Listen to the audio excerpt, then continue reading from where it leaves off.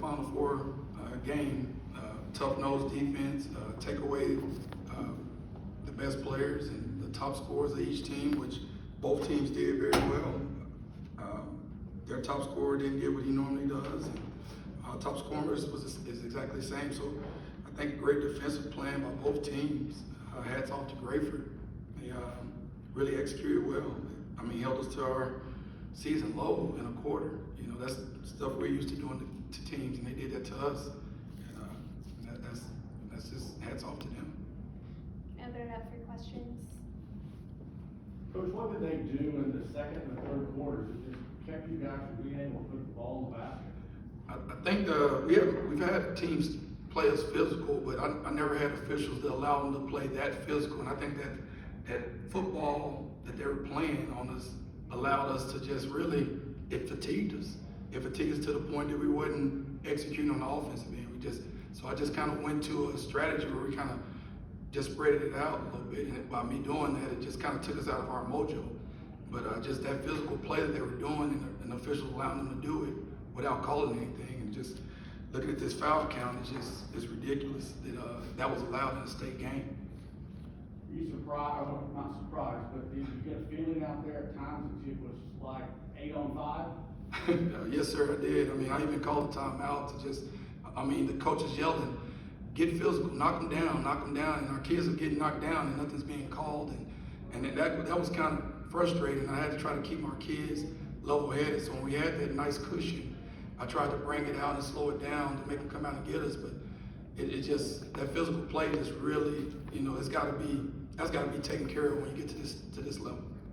What does it say about your team that you were able to, even with all that, you still had the ball with a chance to either tie or take the lead there in the last minute? I tell you what, our kids, I do all the yelling so they can just keep their calm. And when I looked in their eyes, they really thought, hey, Coach, we got a chance. It's 4 minutes on the clock.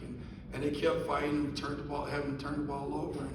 And we was there. We just kind of didn't get the shot to fall. I was calling for timeout when we had possession of the ball, the same timeout they called in the previous possession. And the official just didn't get my signal. He said we didn't have possession, but we clearly had possession and just didn't call it. But those kids, our kids, just really stepped up and they kept fighting. And we held them under 40 points, but we just didn't score enough.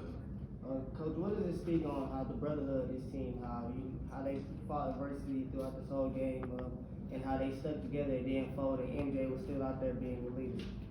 I think this, again, it just shows, we've been battle tested all year. I think we just hadn't been that battle tested without those calls. But the kids, they're remarkable.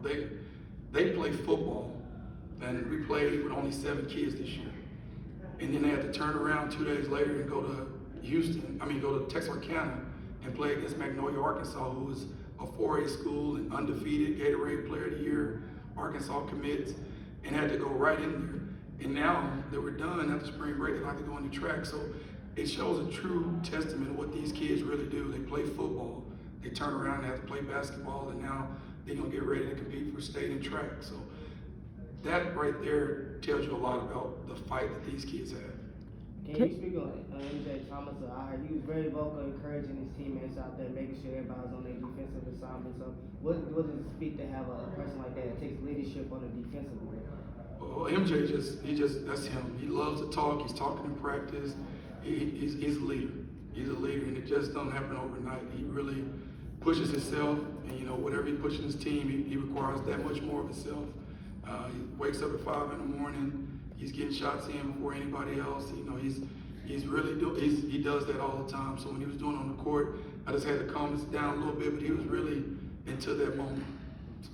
Caden, you get that last 3 there, you get 1 point away. Did y'all feel pretty confident in being able to finish the game at that point after you make that shot? Yes, ma'am. I feel pretty confident in that. It's something you work on every day in practice, by yourself, alone. The whole team trusts me to knock that shot down. I just didn't get it to go in. Yeah. MJ, was there any adjustments at halftime? I know it was pretty close at that point, but they were holding you, like your dad said, defensively. Was there any adjustments at halftime or anything y'all were looking at to kind of improve on in that second half? Yes, ma'am. It was our adjustment was get physical and be a physical team and go out there and just put a body on them. Yeah. And y'all's ability not to get out and run in the second and third quarter, their offense was scoring and moving the ball really well. How much do you think that played a factor in y'all not being able to get out, kind of get in transition at all? Can you say it again? My bad. You weren't able to get in transition in the second and third quarters because they were scoring a lot. How much does that affect the game? You trying to have to break down their zone in the half quarter? It affected us a little bit because we're used to transition, pushing it up, and they made an adjustment, made two people go back, and had two people on me every time when I was transitioning. So I had to move the ball, and it was a big adjustment. I think all you guys are back, right, except for Caden? Yes, sir. So I know it stings really bad right now, I can tell the emotion on your face, but to have almost your whole team back, I mean, what's your outlook of trying to get back to the Alamo Dome and maybe finish it off next time? That's the plan, that's the goal, just like this year. That's the goal next year. Coach, with the squad coming back, and I guess talk about your senior and Caden and the squad coming back, I mean, it's gotta sting really bad right now, but knowing what you have coming back is gonna be kind of cool too. I mean, Caden is a special kid. He went out in the second quarter in the regional championship game. He got another team was playing physical, and he popped his collarbone out, and he came back in that third quarter and helped will us into a victory. And today, it hurts him to he was asking for icy out at halftime because he couldn't get his arm above his shoulder, and for him to hit that three just knows how much he was trying to will us into another victory. And I was just kind of almost in tears when you're seeing a kid come over to the huddle and saying, "Coach, I'm fine. This state." And I was trying to get the ball back to him, was trying to get the play back to him, but Grayford played a heck of a job defensively in that last stretch. And Antonio exactly the same way.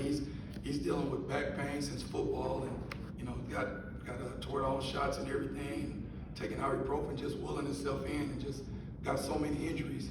But these kids are just amazing. I mean, it's been an honor to coach all of them to see what they're going through. Final question. And so, how much more motivation does it give you to come back next year? How much motivation do you have to come back next year? This game right here just taught me a lot. Just got to come harder and come out strong.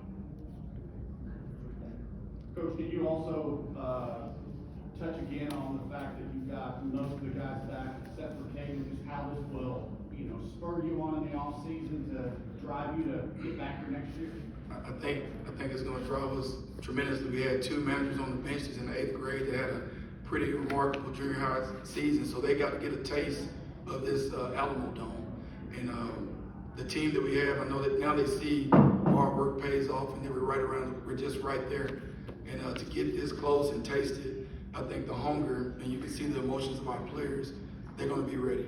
And so just going to take time, let the emotions set in, and get these boys back here and on an off season.